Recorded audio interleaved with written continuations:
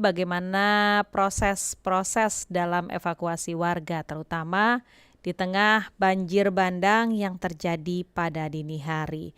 Saat itu kurang lebih hujan dengan intensitas deras dan lebih dari 5 jam. Kami coba kembali menghubungi Komandan Kodim 1301, Pak Letkol ZZI Nazarudin. Dan proses pencarian apakah hari ini juga masih akan terus dilakukan di tengah situasi ini? Kami sudah terhubung dengan Pak Nazarudin, Pak Dandim. Selamat pagi. Selamat pagi, Assalamualaikum Mbak. Waalaikumsalam warahmatullahi wabarakatuh. Bapak, kami mohon update untuk korban meninggal yang terdata 17 orang, benar?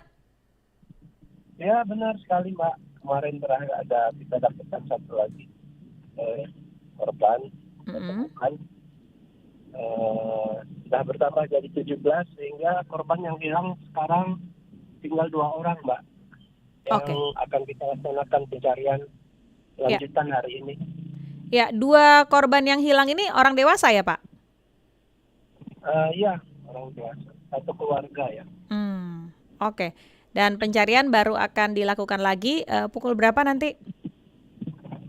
Kita start 7.30 ini tadi sudah apel, jam 8 kita masuk kedudukan. Oke. Kondisi di sana sendiri seperti apa Pak sekarang? Untuk cuaca ya Mbak masih mendung-mendung dari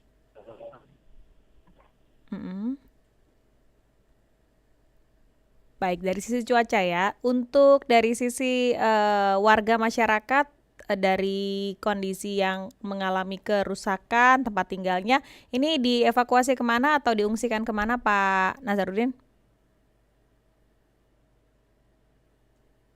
Halo?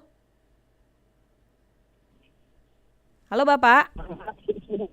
Ya, suaranya agak terputus-putus ya Pak. Ya, memang sinyalnya kurang baik. Sinyalnya kurang baik ya. Bapak, untuk warga diungsikan kemana Pak? Untuk warga itu ada beberapa titik pengungsian. Ada di Museum Tarorane, ada 34 kakak di sana. Kemudian ada di Gereja Advent Kelurahan Tarorane, ada 11 kakak. Kemudian ada di Gereja Gemis Betel Kelurahan Seling, 33 kakak. Kemudian ada di rumah-rumah kerabat mereka. Begitu Mbak. Oke, jadi menyebar ya? Ada juga yang di Gereja Gemis Beta Barat Mbak, daerah Pasang, 44 kakak. Baik. Gimana, Mbak? Ini berarti konsentrasi untuk para pengungsi ini terpecah-pecah ya Pak ya? Iya, karena memang titik bencananya ada beberapa kelurahan dan kampung, Mbak. Jadi yang terdampak besar itu ada 6 daerah ya, 6 daerah kelurahan dan kampung. Sehingga terpecah-pecah.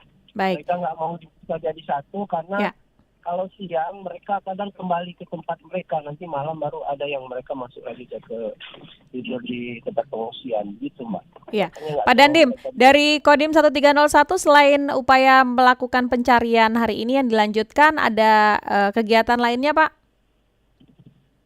Tentu Mbak, kita akan prioritas di tanggap bencana ini selain pencarian korban yang hilang, kita juga tentunya melakukan kegiatan prioritas untuk memenuhi kebutuhan para pengungsi, Mbak.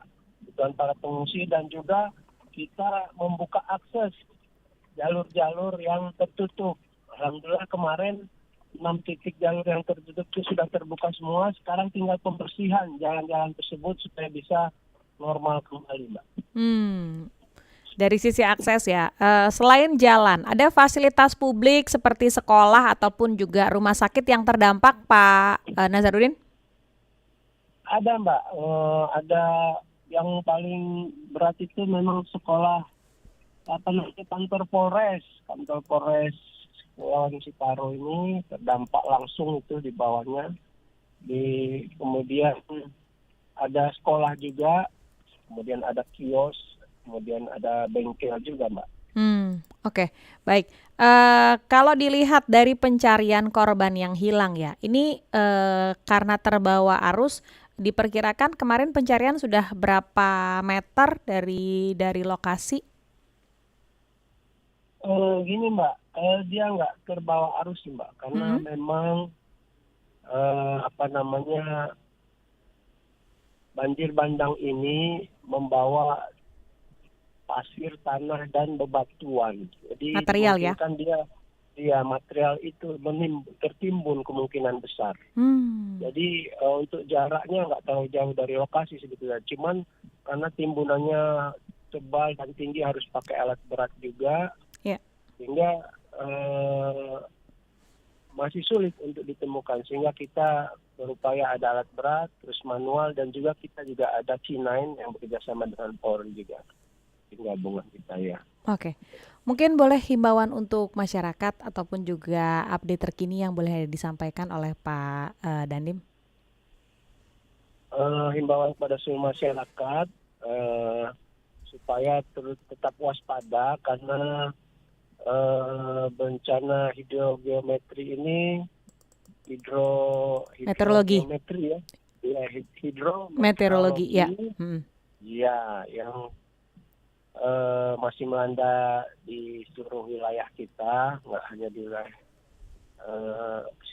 Sitaro ini, sehingga diharapkan waspada terus karena memang kita masih lihat cuaca masih ekstrim, sehingga lebih baik memitigasi kondisi supaya bisa mencegah terjadinya korban baik personil maupun material. Baik. Demikian, Mbak.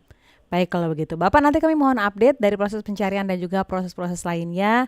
Terima kasih sudah berbincang dengan Pro3. Selamat pagi, selamat bertugas Bapak. Terima kasih Mbak, selamat bertugas. Assalamualaikum. Waalaikumsalam warahmatullahi wabarakatuh.